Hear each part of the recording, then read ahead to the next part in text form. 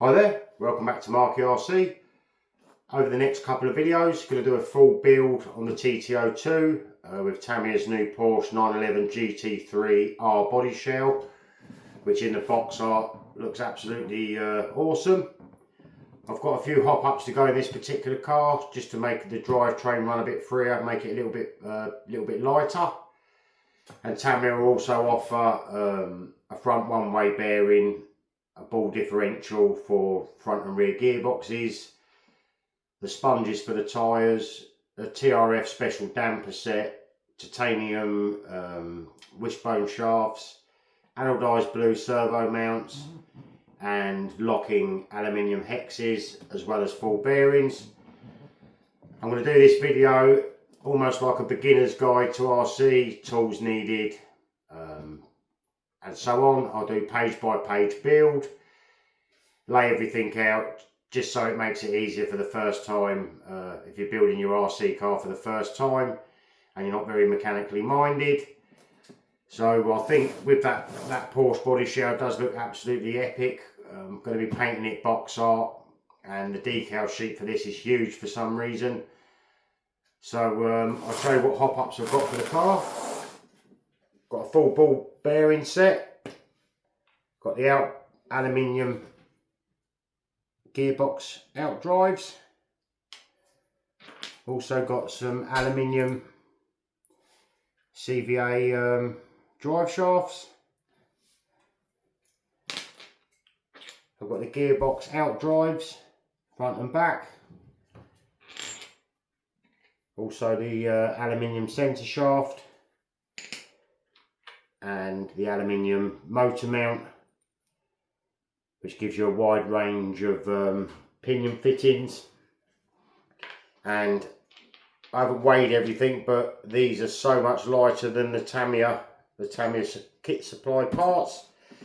Not really necessary. I wouldn't imagine they make a lot of difference to the performance, but I've got quite a few tt02s, so what I might do is put all these parts on and put two side by side, same gearing, same pinions, same controls, basically same everything, wang them at the same time and see if it does make any difference. So I'll get the instruction manual out and we start putting this Porsche together. Here we have the manual laid out now and a selection of the hop-ups that I've got for this particular car. Get yourself some JIS screwdrivers and box wrenches. They're Japanese industrial standard, because Tamiya screws aren't Phillips or Posi, and sometimes you can strip the screw heads out. If it's, I think they're about $19.99 for the set. Comes with a magnetised handle, which makes putting these models together a lot easier because the screws stay on the head of the driver. Good set of side cutters, so you can cut the parts cleanly off the part trees. It's nice to get, because they get right in on the edge and you get a really nice clean cut, and it doesn't leave any flashing or any sharp bits on the end. Also a set of curved tweezers and a set of curved scissors for cutting decals, which makes it a lot easier, and wheel arches on body shells. Tamiya lay all their kits out, part bag A, and in that part bag you'll get a selection of screws, pinion and a few other bits and pieces to put the first page of the model together. Much easier to put all the parts in a little dish, then you can just use your tweezers to pick out the bits you need. The scale on the side is 1:1, so if you're not sure of a screw size, you can basically get a screw, put it on the actual manual, and it's the same size, so you can't mess up when you're putting screws in, because nothing worse than putting a screw that's too long into like a gearbox where it shouldn't be. I've got a few hop-up parts for this car.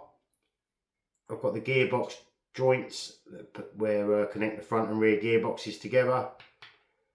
Tamiya ones are steel, but they're still heavy compared to the alloy versions. You also get a whopping great centre shaft that sometimes when you put brushless motors in, where they flex so much, they wobble about. So I've got the aluminium version, which is so light you can barely feel you've got that in your hand. Tamiya also supply plastic bushing and brass bushing for inside the gearboxes. I've got an upgraded ball race set there, metal bearings with the shields on. Also, every part that's needed for this particular page of the build, which starts on page 5, if you lay all your parts out, you can't go wrong, because then you can't miss a part that needs to go in, and then you've got to take everything apart again. And on the tt02 chassis, all depending on what body shell you're using, this is the 911 GT3R. You can set these cars up in different wheel bases. It tells you at the top of the instructions on the body shell instructions what size body shell it is, and this is 251mm. So on the manual, that's the short variant. So the wishbone, when you put these together, I'll show you as we go through the manual, the suspension wishbones, you can turn them one way or the other, which makes the wheels go in or out to increase or decrease the wheelbase. Also, you can get you need to buy a couple of extra parts, but you can then set these chassis up with a wide wheelbase. I think the kit comes with the normal wheelbase for this particular car, but I'm not sure how the Porsche body shell fits. It might need to have those extra parts just to push the wheels out into the wheel arches if I get the BBS style wheel. But apart from that, if you follow the manual through step by step, some of the parts are a bit tricky sometimes when you first do it, like putting the tiny little pins through, I don't know if you can see that on the camera, through the tiny little holes and getting them to stay there as you put the other part on can be a bit tricky. Tamiya supply a grease as well. You don't need to go mad with the grease, just as long as everything's slightly lubricated. So I'll put all these parts together, set this up in the short wheelbase. Got Tamiya's tt02 chassis, which is absolutely solid, and these cars are pretty much indestructible chassis wise. So I'll pop all these parts on into the chassis, show you what they look like when they're all installed, and then go through the manual in that manner. And then as we get to part bag B, I'll do the same thing, use the jars to put the different stages of that page in. Keeps everything separate, a lot easier to find stuff. Also, you will get a few spare screws here and there, so I'll put them in a separate jar when I've finished a stage of the build, and they just come in handy for spare screws. I mean, I've got boxes of the things now, but it is a touch if you drop a couple or they go between floorboards or whatever. So I'll put all these parts on, show you what it all looks like and how smooth it should all run. Right, here we have page 5 built. As you can see, got the rear spurring, the aluminium centre shaft and the gearbox output shafts that connect front and rear gearboxes. One, they look a lot cooler than Tamiya's plastic parts, and two, I think they're going to weigh a lot less and a lot less mass spinning, so hopefully it should accelerate pretty quick. Swapped out the plastic and brass bushing, well, some of them for metal ball races. Very easy to put together. All you do need to really take note of is in the rear of this car, there's a little pin inside that plastic cup. You just need to make sure you seat that spur gear properly. It won't really, the bearings won't really sit on their perch if it isn't.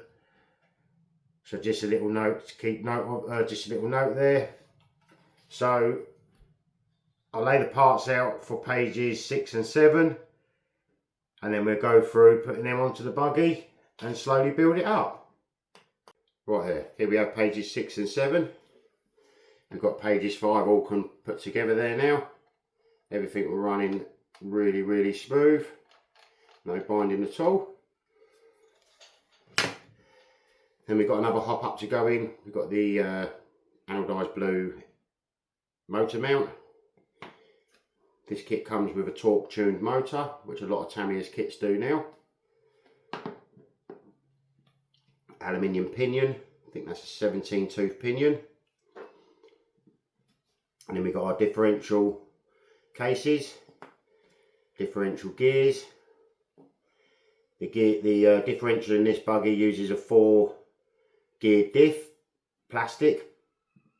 Even though they're made of plastic, they are exceptionally strong and can take brushless systems no problem whatsoever. These cars aren't that particularly heavy when they're fully finished. Full set of ball races, and then we've got the A-arms, the top of the A-arms for the front and back. This is what makes the wheelbase longer or shorter. As you can see with one of those, if you flip it, it's longer one way than it is the other. And that's the same for the rear arms as well. You flip them over longer one way than they are the other. So I'll pop all these parts together. We've also got the little thing that goes on the front of the motor. If the motor gets hot, it stops it from sort of fusing to the gearbox. So I'll pop all these parts onto the chassis and show you what this stage of the build looks like. As I was putting the differentials together, I thought because this is like a beginner's guide to building your first RC or tt02 car, I'll just show you how I put these differentials together. Basically, I'll get the differential casing, and then you get a large like planetary gear or moon gear or whatever they're called. I'll pop a tiny bit of grease under each one so that surface is lubricated. Pop the cog in, seat it in the bottom of the diff cup. Then you get the little plastic sprue that holds all the little planetary gears in. I'll pop all the planetary gears, one on each of those. This is a 4 beveled gear differential.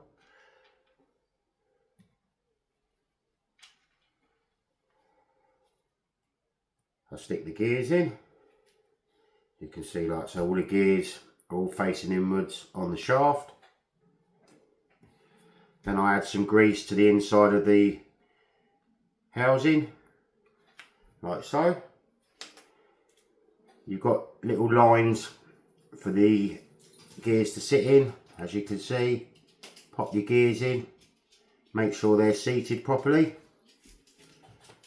Another 2 dabs of grease, don't need to go mad on the grease, as you can see like that.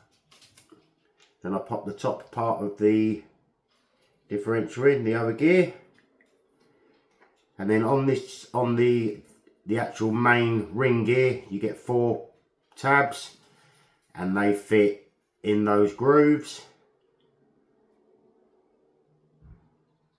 like so. Make sure it seats properly, and then like I said, if you keep all your screws inside a little jar, makes it a lot easier when you're working on the model. Because the Tamiya screwdriver is magnetic, I can literally pick a screw up with the driver, start the thread off. You don't want to do them up super tight each one to start with, just pinch them up. I mean, it is so much easier with a magnetic driver, and as well if you use the Japanese JIS screwdrivers. Don't need to get Tamiya, they make these screwdrivers, get them from Toolstation, any decent hardware shop, sorry.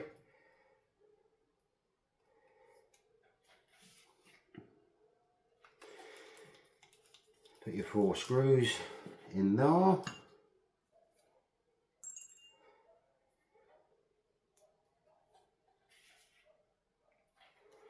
And then what I like to do is I nip them up.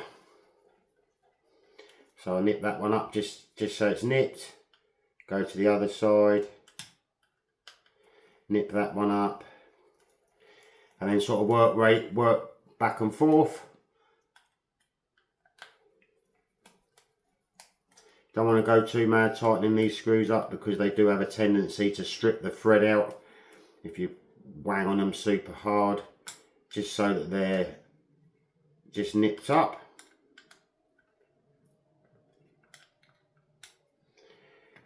Like so.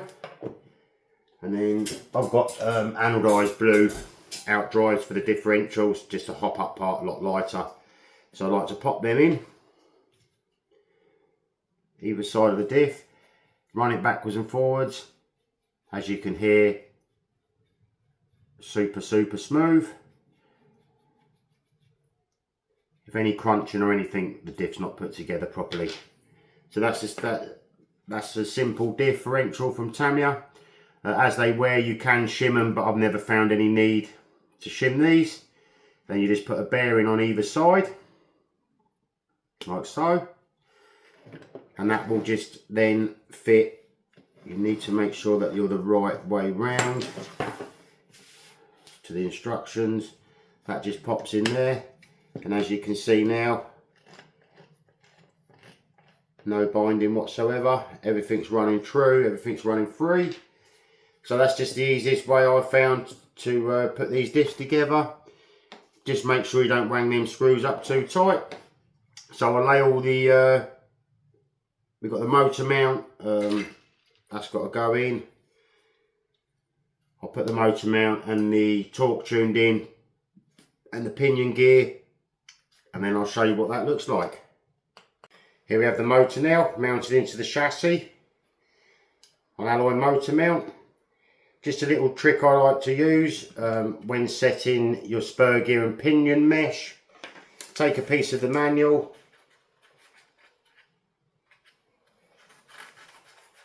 cut a little strip off, like so, little strip of paper from the manual. Set your motor so that you've got a little, so it's stiff to move but not flopping about.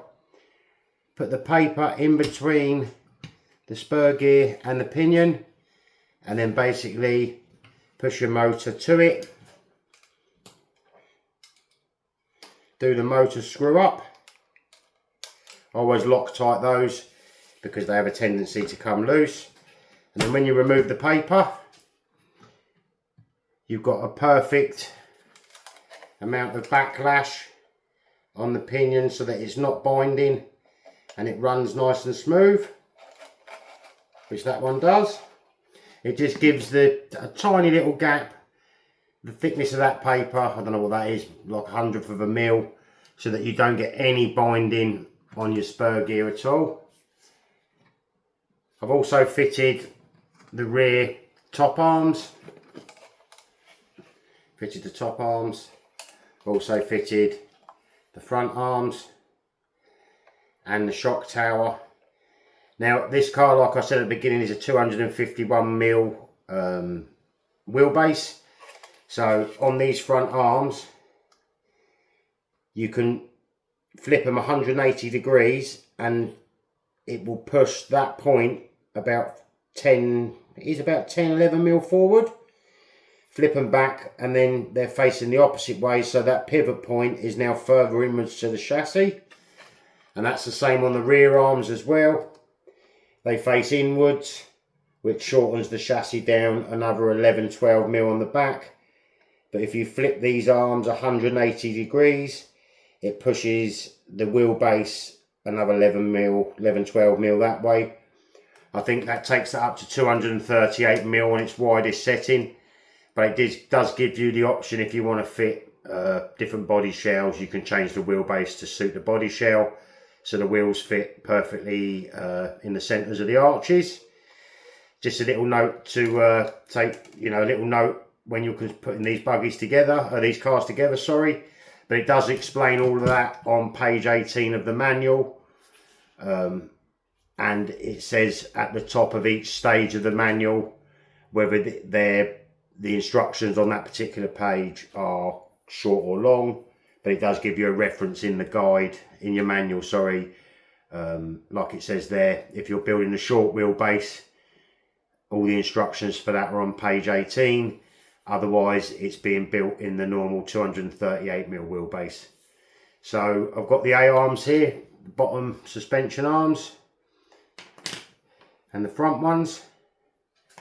We've also got the front bash guard that holds the polyurethane bumper on. And we've got the mounting points for the shocks, for the rear arms, sorry. So I'll pop all them on. Oh, also got the rear gear cover that covers up the pinion and the spur. So I'll pop all those bits on and I'll show you what it looks like. Right, we're on page 10 now.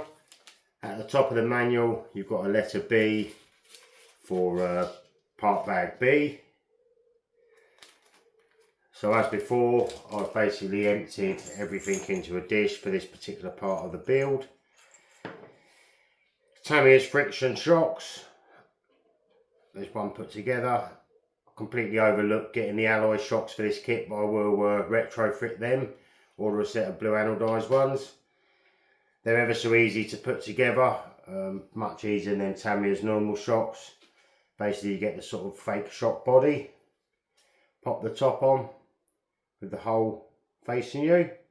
Pop that into there. You get like a retaining clip. That pops into there. So now the top's held on. Get a spacer. That pops onto there. Put the spring on. And then you basically push that in, twist it 180 degrees, and that is a friction shock built. Instead of using Tamiya's clunky dog bones and out drives and wheel drive shafts, I've gone for some aluminium out drives and universal joints. Well, constant velocity joints, whatever you like to call them. When you think that takes that big part will go on the end, as in a nice aluminium, super lightweight, with the hop up version or the big clunky Tamiya version. They're a lot lighter, a lot less rotating mass. Don't know whether it makes a lot of difference on that scale, but even though less weight is better and no binding because you've got constant velocity joints. On the chassis now, also put the lower arms on. And then on the back, we've got the lower arms on the back. And they're the same, they're directional. So if you flip that arm 180 degrees, you'll get a longer wheelbase. And the same on the bottom arm. If you flip it the other way, it makes it into a long wheelbase, which isn't 238mm, it's 260mm, I think, 265mm. I'll measure that and give you an exact measurement. We've also got our hubs, front steering hubs, which are exceptionally hard plastic. But on these tt02s, you don't get a lot of slop in any of the suspension, which is quite cool. But they're very difficult to shim because they're plastic into plastic. And then you've got the rear sort of bearing carriers, rear hubs. And instead of using Tamiya's plastic bushing, same with the rest of the model, going to be using the metal shielded ball races. The spring in those shocks is a medium spring if you're going to stick with them, medium to hard. But I'll get a nice set of anodised blue, not TRF shocks, they're just ridiculously priced, but like a fast track aluminium oil filled CVA type shock. So I'll put all these pieces together onto the car, and then I'll show you what it looks like with those bits on. Here we have the last lot of parts put onto the car now. As you can see, all the CVJs are in. Everything moves really smoothly, no binding. Friction shocks are on the front, friction shocks on the rear, and to be fair, they're very stiff, but you don't want them too soft, otherwise you'll be bottoming out all the time. And we've got the next lot of parts to put on, which is steering servos. I either use these ones or Utronics ones. They're about £8, metal geared. They say they're 25 kg. And you get your normal Tamiya plastic servo saver and servo horn. And in the kit you get the front, it goes on top of the bumper to hold the polyurethane bumper on. And there's, because the parts are the same front and back, you get one for the rear as well. I like to put that one on. I think it just looks better than having the two knobs on the back that take the foam showing. And then Tamiya's steering system, which is, to be fair, the plastic ones, there's hardly any play in them, and I've built a few of these cars with the aluminium version of this, and there's a lot more slop in that. Might change these ball studs to the metal ones because they have a tendency to wear over time. So I'll pop all these parts into the car and then I'll show you what they look like when they're on. Right, here we are now, part bag C. So I've done the same, put the screws in 2 glass jars. It's just a lot easier that way. We've also got the front steering on now. As you can see on the front there, it's just not connected together. There's like a steering bridge that goes over the top that holds those two together. Steering servo horns on. I'll put the mounting points onto that and show you what it looks like. Right, here we have the servo put in now. Also the front steering bridge is all connected up. And Tamiya supply a box that comes on this car. It's a sealed box for your electronics to go in. The only thing you have to do is just make a couple more notches to get it to fit nicely.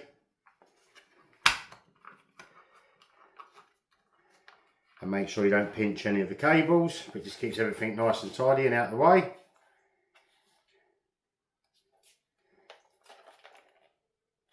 Quite a nice chassis layout, battery sits in there, bit of sponge in the back there, stop the battery rubbing around.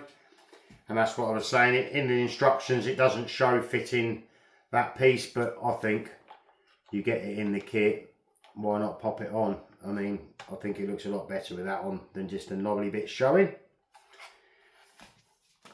Also you get a motor guard and like a little air funnel that goes on top, that funnels air on top of the motor into the cooling port. And then what I like to do, I've sprayed the hexes silver because I think with a black hex you can't really see that in there, as in when the hexes are sprayed chrome you can actually see the brake disc. I think that just adds a little bit more sort of scale look to it, but that's personal preference.